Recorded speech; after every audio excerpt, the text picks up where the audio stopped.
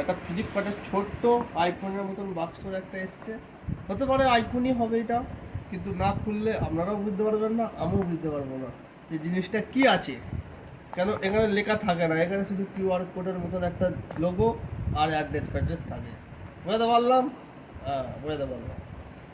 এবার হচ্ছে বাক্সটা ওপেন করব, কোন দিক দিয়ে বুঝতে পারছি না। দেখি এদিক ওদিক ঘুরে ঘুরে এখানে দেখতে পেলাম কাটার মতন একটা জায়গা আছে।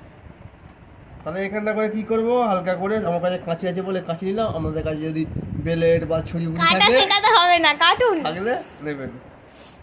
এবার এখান থেকে আস্তে আস্তে আস্তে আস্তে এরকম টানবেন, দেখবেন কেটে গেল।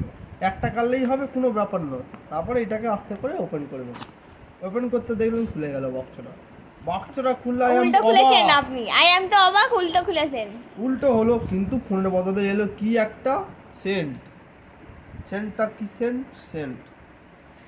এটা একটা লোগো দিয়েছে, এটা হচ্ছে কোম্পানির অফার। এতে আবার যদি করেন ডিসকাউন্ট পাবেন, ক্যাশব্যাক পেয়েছেন 10 টাকা টু 50 টাকা। বুঝতে পারলাম? এই কুপনটা এবার ইউজ করতে হবে অন্য জায়গায়। এখন আপাতত রাখলাম, ধন্যবাদ।